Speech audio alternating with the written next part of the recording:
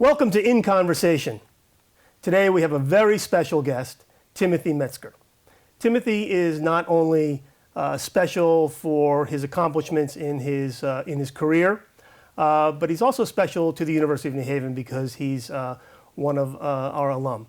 And in fact, he's an alumnus of the Communication, Film, and Media Studies program here. So welcome, Tim. Welcome. Thank you. Welcome to you.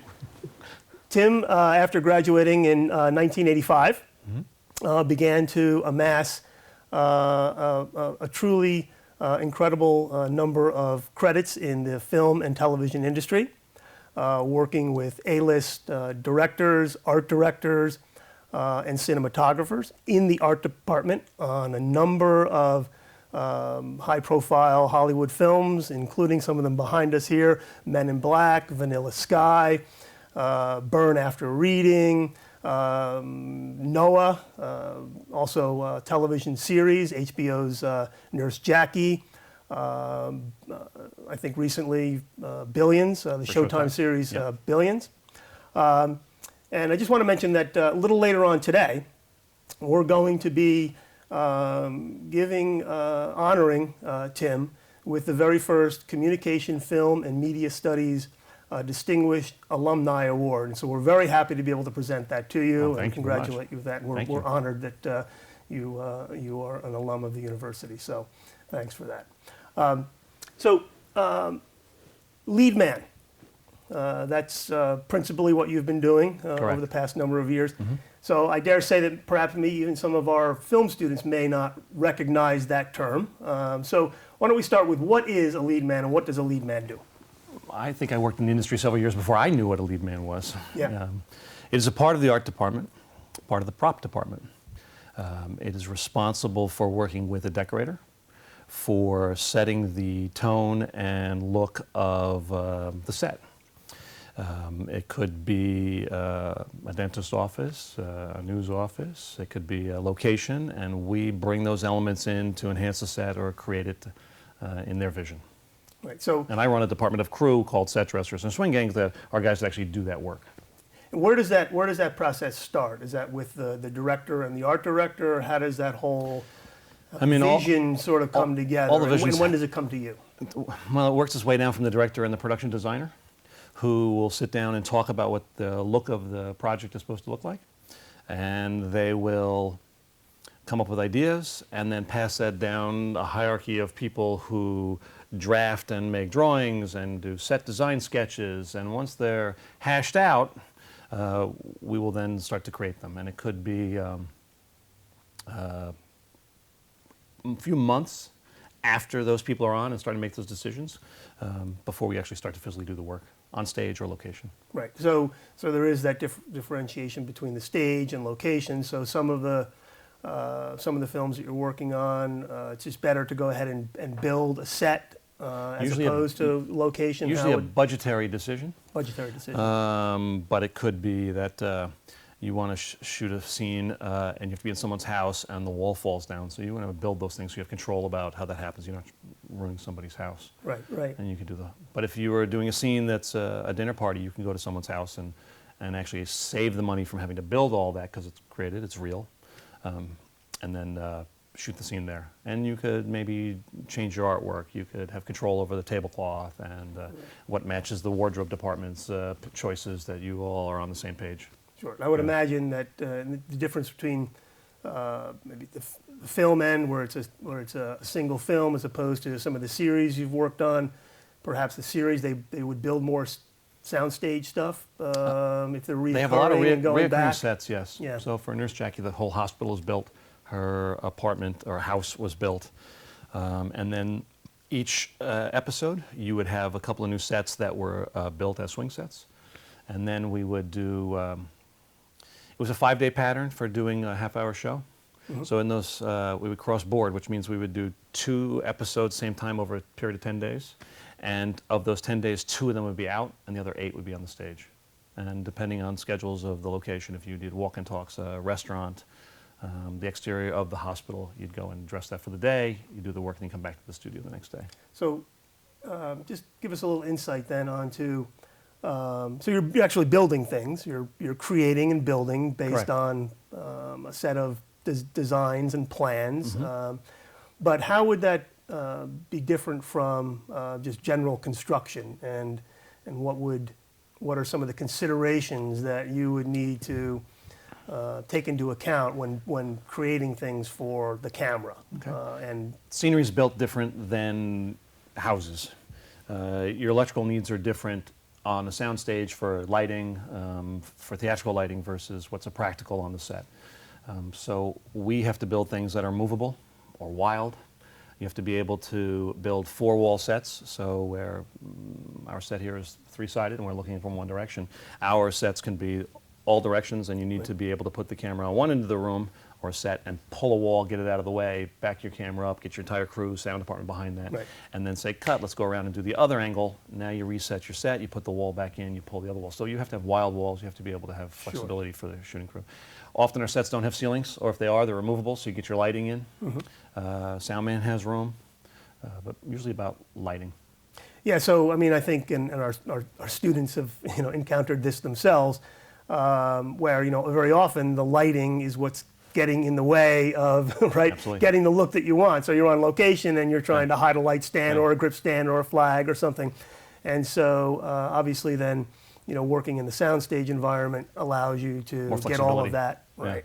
But there must be also some tricks on location that or what do they take into account when looking for a location so that they can Size give us is usually this it. illusion. If you look at a scene in a bedroom, you'll often notice that those locations or sets are made bigger. You want to have room, because once you stick all that equipment in there, it's very hard to actually get and make all your shots. So size of the room is often bigger. We'll create sets that are slightly larger than what we need, because they always look smaller on film. Right.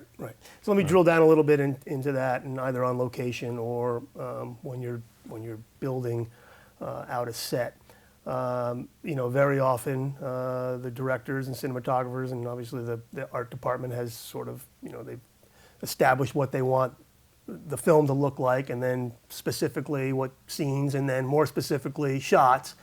And so how often do they come to you and say, we're going to be using a certain kind of a lens or certain kind of a lighting, and so it's really important that the shape, the textures, the reflectiveness of the materials that you're using are in line with what they expect to see For every set. for everything. Everything. Right. I mean, you are recording, it's photography. If you have basic photography classes, you're thinking about light and how that light moves across the set and what it looks like and what the color temperature of that light is, what the skin tone, clothing, carpeting, everything comes into play. Film stock, depending on what you're looking for, it will change the look of it as well. So that the DP, director, and your designer will have those conversations very early on. Color palettes they like. We do samples, paint samples of all kinds of things, and just so they could bring those things to camera test before you shoot and look at wardrobe, look at maybe some big panels of painted color, and they see how that all jive. And once you put it on, onto a screen and start looking at it, you'll realize that you may have to tweak that a little bit. Sure. And we tweak that live with real paint, new paint colors, new texture colors. Right. So are you? They keep you around on set too. My staff is formed in the set dressing department of a lead man and a crew of members that go off and dress all these sets, but every day I have between 1 and 4 people that stays with the shooting crew, and they're responsible for taking care of that set and knowing the continuity of when you start switching those camera angles, everything goes back into the same place and looks the same. It's physically making it match. So am I there on a daily basis? No, I have staff that takes care of all that. Okay. And so the on-set dresser is instrumental. They work closely with the prop master and his team, but the prop master would be very concerned about the the briefcases and the paperwork. And whereas I worry about the furnishing on the walls and the painting on the wall being straight, and if it's something much larger, like a circus, which we've just worked on, then all that stuff is in the right spot. Right.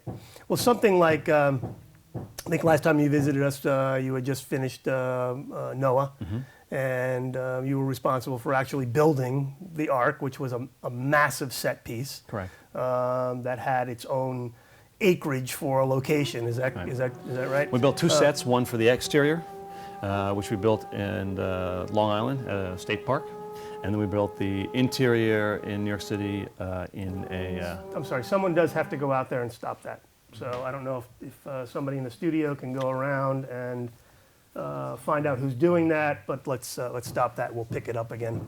a moment. Yeah, they just have to stop. So. That's your new addition. Daylight stage. Just give them a second. Never fails. Right? Jordan, right? I thought you were cueing that helicopter yesterday. He had a long master take, right? And, you know, it was a long take, right? It was like a 2 or 3 minute take. My actors had memorized 7 Yeah, pages. yeah. And we did it theatrically where we had like waitresses entering and exiting. And Yeah, blocking three quarters of the way through. So he calls cut, okay, quiet, everybody back. I'm telling you, it was like on cue, right? Yeah. Got to that line, Yeah. here it comes. We got it though. We fucking got it. Are we good? I don't hear anything. Brian, you think we're good? All right, well, hopefully we're still rolling. All right, so we're gonna pick it up with Noah. Okay. So I think last time you were here, you had just recently finished Noah, where you were responsible for building the Ark, which had its own massive acreage for a set. So something like that not only the scale of it, but it seemed to have a lot of moving parts and was almost, organic and alive. So I would think something like that is, you build a set piece like that, which is really tied directly to the theme of the film, And it becomes its own character. Like a So, character. right? Exactly. It is, and it's projects like that are kind of exciting for lead men and all kind of artisans that work on these projects because it's different. Yeah. This is kind of a mythical thing that somebody. Our movie was mythical, right? So the story doesn't take the pattern that we've kind of seen in our lives in other movies about an arc and the shape. So how they designed the arc and the early discussions, that process was a year. Sure. And then once we get on, we start getting blueprints of what we're making, how we're making it.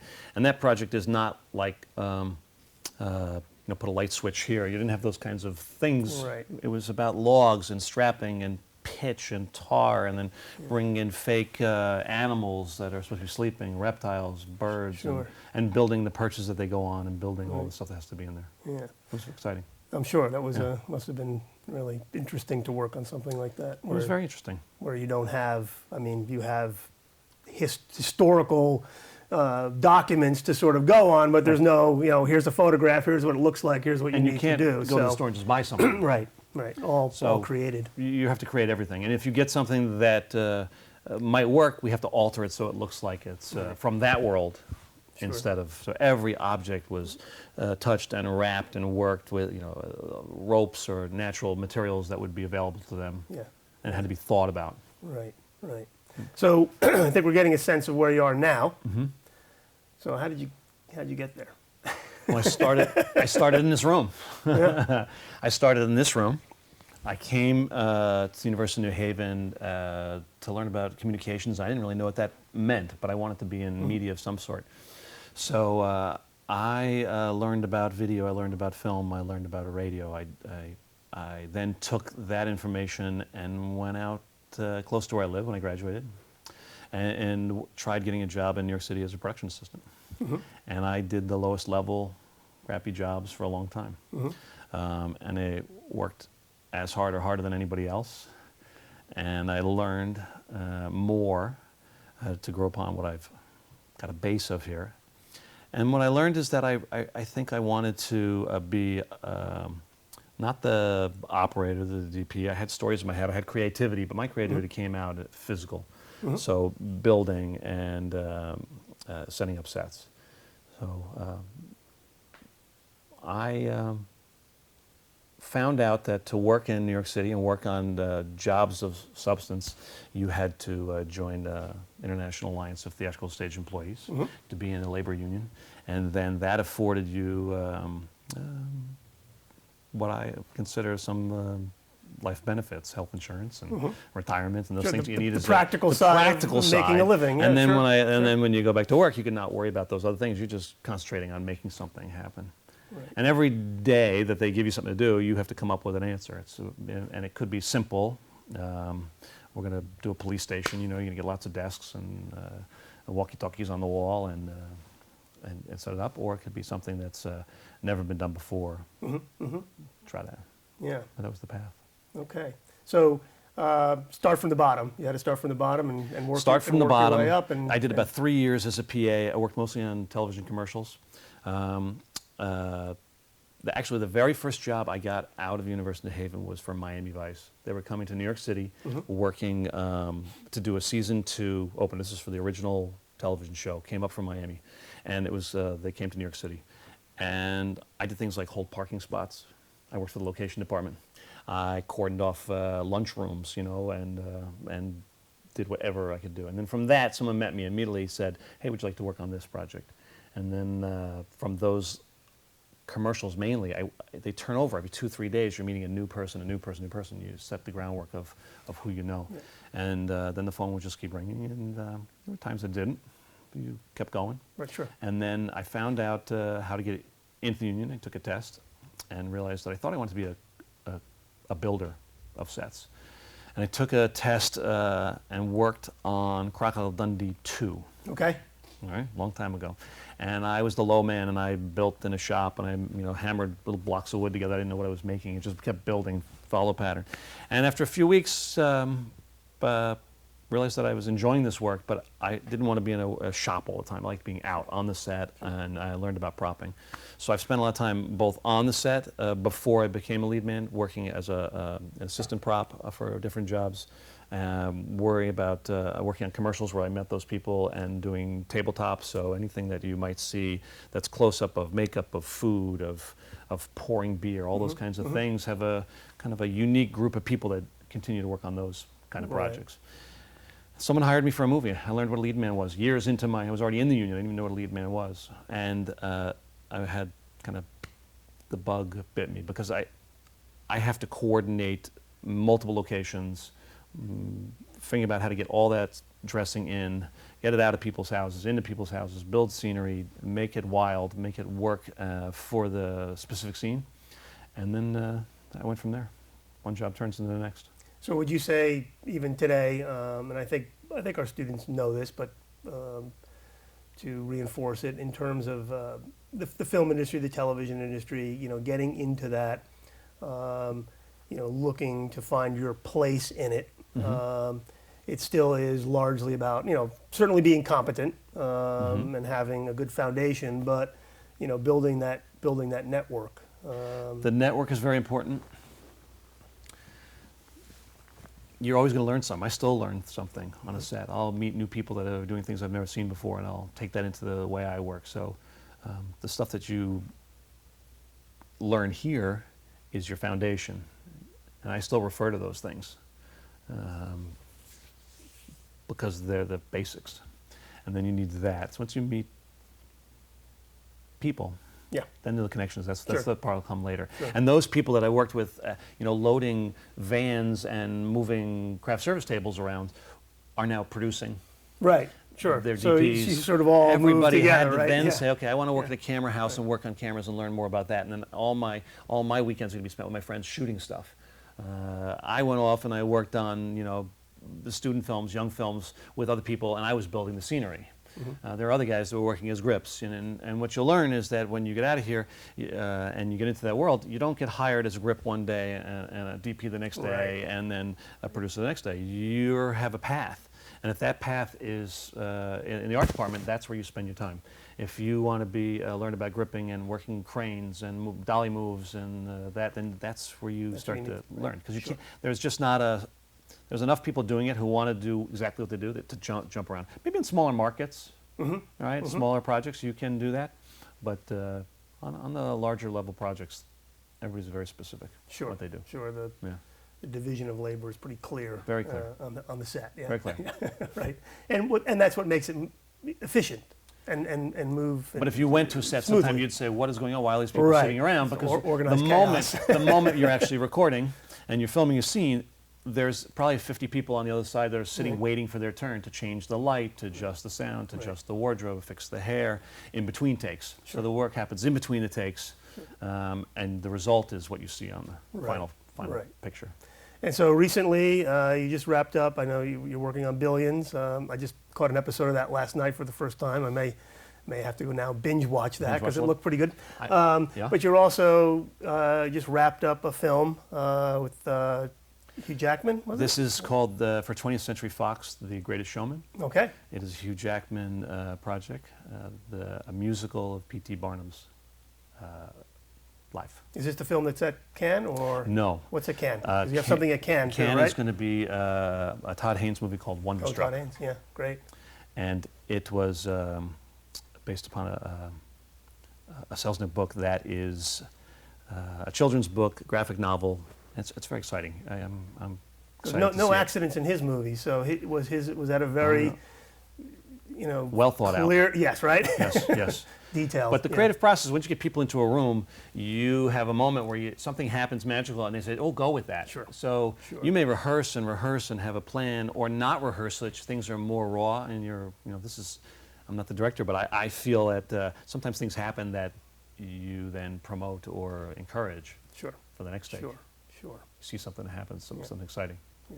Yeah. And I just have to ask about your brother, because your Okay. brother is also an alum of the university, and he's also in the business. And how is he doing? He's doing fine. He is been an on-set prop, so he tends to be near the camera every day, every moment.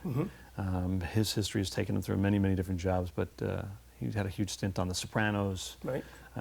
where they at once, or maybe multiple times, actually, he fit the bill and they put him in, and he's gotten beat up a few times as a soprano, worked as a Oh, soprano okay. as well, so he had some screen time as well. Eric is experienced on-set Yeah, prop. good, good, Yeah. good. Well, I think we're coming to the end of our time here. Great. We're going to move this to another location where the students will have an opportunity to ask you some more questions, and maybe we can see some of the work that you've done. Love to. But I really want to thank you so much for taking the time and I'm glad you visiting guys us. had me here. And, Thanks. And it's really great to see you. Nice to see you. Yeah. For In Conversation. Thank you. Thank you.